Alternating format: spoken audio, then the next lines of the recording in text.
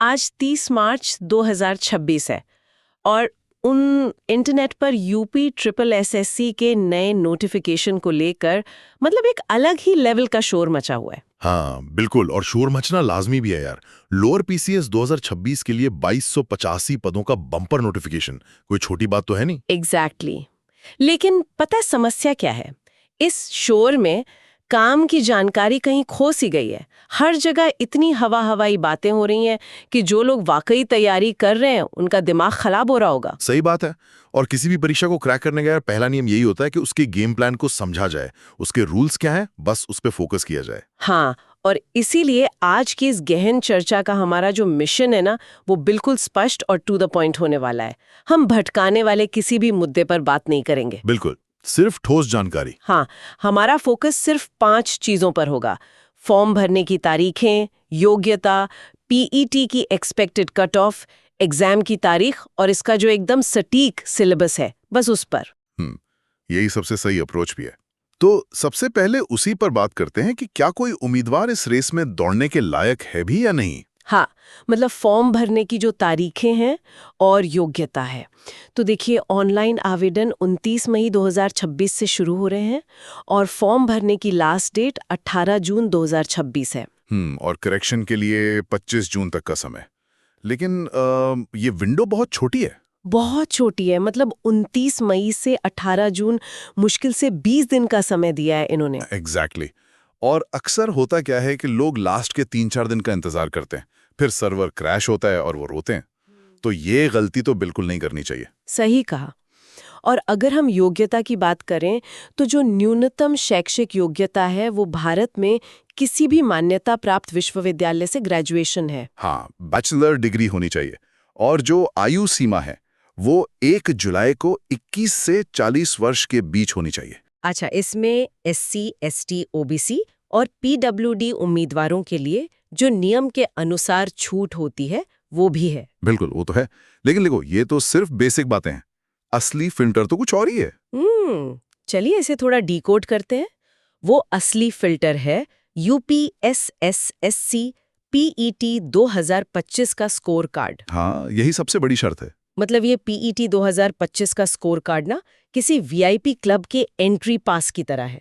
भले ही आपके पास दुनिया भर की डिग्रियां हो, उम्र एकदम सही हो, लेकिन अगर पीईटी का पास नहीं है तो सब बेकार है। बिल्कुल, आप ये फॉर्म भर ही नहीं सकते, सिस्टम आपको पहचानेगा ही नहीं। और इसमें एक बहुत दिलचस्प चीज है जो आयोग ने की है, फीस को लेकर।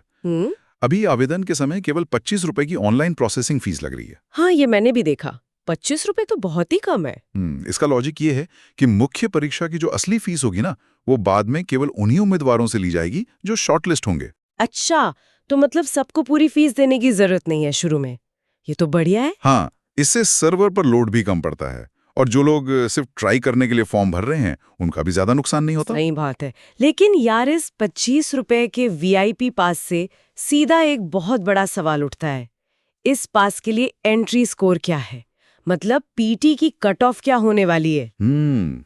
यही वो जगह है जहां सबसे ज्यादा कंफ्यूजन है। सोर्स के अनुसार मुख्य परीक्षा के लिए शॉर्टलिस्टिंग पीईटी 2025 के नॉर्मलाइज्ड स्कोर के आधार पर होगी। अच्छा, नॉर्मलाइज्ड स्कोर। हाँ, और यहाँ जो सबसे आकर्षक बात है वो ये है कि 0 या उससे कम अंक, यानी जिनके नेगेटिव मार्क्स हैं। 1 मिनट, मतलब शून्य वाले बाहर? बिल्कुल, 0 या नेगेटिव नंबर वालों को किसी भी हाल में शॉर्टलिस्ट नहीं किया जाएगा, उनको सीधे बाहर कर दिया गया है। अरे वाह! लेकिन फिर भी आयोग ने कोई फिक्स कट ऑफ नंबर तो बताया नहीं है ना पहले से। एग्जैक्टली।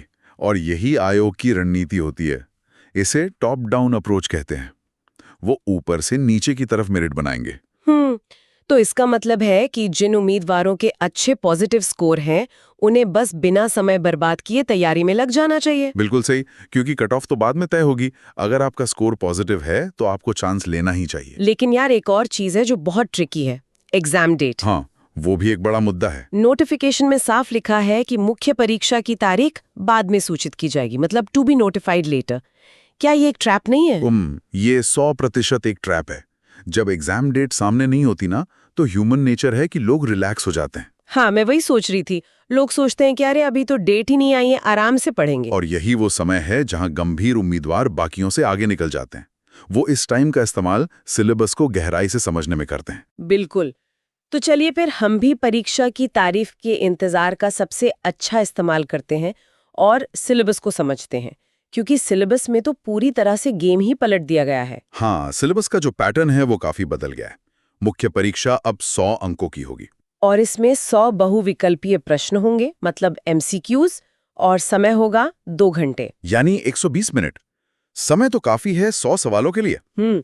लेकिन एक कैच है, प्रत्येक गलत उत्तर पर 1/4 मतलब 0.25 अंक की नेगेटिव मार्किंग भी है। हाँ, और ये नेगेटिव मार्किंग बहुत बड़ा स्पीड ब्रेकर होती है। आप तुक्के नहीं मार सकते। एग्जैक्टली, तुक्केबाजी खत्म। अब अगर सिलेबस की डिस्ट्रीब्यूशन को देखें तो भाग 1 जो है वो विषयगत ज्ञान का है, जो 65 अंकों का है। ये वो पुराना ट्रेडिशनल हिस्सा है जो हर कोई पढ़ता ही है। हाँ, जैसे इतिहास और राष्ट्रीय आंदोलन से 5 नंबर, राज्यव्यवस्था से 10 नंबर, भूगोल से 5 नंबर, अर्थव्यवस्था से भी 10 नंबर हैं। बिल्कुल, और सामान्य विज्ञान से 5, पर्यावरण व आपदा प्रबंधन से 10 नंबर हैं। समसामयिक घटना यानी करंट अफेयर्स 5 नंबर का है। और इसमें रीजनिंग, प्रारंभिक गणित और सामान्य हिंदी भी 5-5 नंबर के हैं। तो ये मिलाकर हो गए 65 अंक। ये तो एक तरह से बेसलाइन हो गई। बिल्कुल, ये बेसलाइन है।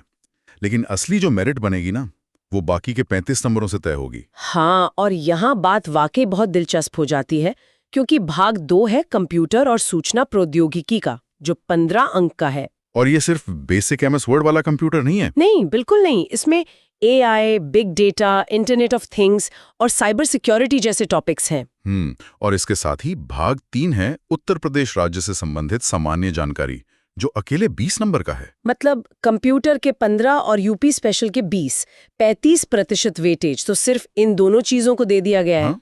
अब अगर हम इसे व्यापक संदर्भ में देखें तो इसके पीछे एक बहुत बड़ा कारण है। वही मैं सोच रही थी कि अचानक से इतना तकनीकी सिलेबस क्यों? देखो, सरकार को अब केवल किताबी ज्ञान वाले अधिकारी नहीं चाहिए। उन्हें ऐसे प्रशासक चाहिए जो जमीनी स्तर पर यूपी को समझते हों। अच्छा। और साथ ही AI या IoT जैसी आधुनिक तकनीकों के जरिए सरकारी कामकाज को स्मार्ट बना सकें। जैसे आजकल जो स्मार्ट मीटर लग रहे हैं गांव में, या राशन वितरण में जो बायोमेट्रिक और डेटा का इस्तेमाल हो रहा है। एग्जैक्टली। एक लोअर PCS अधिकारी को ये सब मैनेज करना आना चाहिए। वो फाइलों में दबा हुआ पुराना बाबू नहीं हो सकता। सही बात है। उसे बिग डेटा समझना होगा ताकि वो योजनाओं को सही से लागू कर सके। बिल्कुल। तो ये जो 35 नंबर हैं, ये इस एग्जाम के असली गेम चेंजर साबित होने वाले हैं। वाकई। तो चलिए, जो भी हमने अभी तक डिस्कस किया है उसका एक तेजी से रिकैप कर लेते हैं। हाँ, वो जरूरी है ताकि सब कुछ समेटा जा सके। तो पॉइंट नंबर 1, 29 मई से 18 जून तक फॉर्म भरने का समय है। लास्ट डेट का इंतजार बिल्कुल नहीं करना है। पॉइंट नंबर 2, ग्रेजुएशन और PET 2025 का स्कोर कार्ड अनिवार्य है। Point number 3, cut off normalised score पर बनेगी और नेगेटिव स्कोर वाले पहले ही बाहर हैं। पॉइंट नंबर 4, एग्जाम डेट बाद में आएगी लेकिन तैयारी अभी से शुरू करनी है। और आखिरी पॉइंट, 100 नंबर के सिलेबस में UPGK और कंप्यूटर मतलब AI और बिग डेटा वाला हिस्सा गेम चेंजर साबित होगा। बिल्कुल। जो उम्मीदवार इंटरनेट के सूचनाओं वाले महासागर में डूबने के बजाय केवल इन ठोस तथ्यों पर फोकस करेंगे, उनका समय और ऊर्जा दोनों बचेगी। एग्जैक्टली। अब इस चर्चा को खत्म करने से पहले एक बहुत ही दिलचस्प सवाल है जो मुझे लगता है हर तैयारी करने वाले को खुद से पूछना चाहिए। वो क्या? देखिए, सिलेबस में AI, बिग डेटा और इंटरनेट ऑफ थिंग्स का स्पष्ट रूप से शामिल होना एक बहुत बड़ा संकेत है। संकेत तो है। सोचने वाली बात यह है कि क्या उत्तर प्रदेश का प्रशासन भविष्य में पूरी तरह से डेटा ड्रिवन और ऑटोमेटेड होने की दिशा में कदम बढ़ा रहा है? यार, ये तो बहुत बड़ा सवाल है। हाँ, और अगर हाँ, तो भविष्य के इन अधिकारियों की भूमिका क्या सिर्फ फाइलों में दबे रहने वाली होगी या फिर वो एक टेक मैनेजर की तरह काम करेंगे? वाकई ये एक ऐसा पहलू है जिस पर तैयारी करने वाले हर उम्मीदवार को विचार करना चाहिए। इससे उनका माइंडसेट ही बदल जाएगा। बिल्कुल। और इसी विचार के साथ हम आज की इस गहन चर्चा को यहीं समाप्त करते हैं।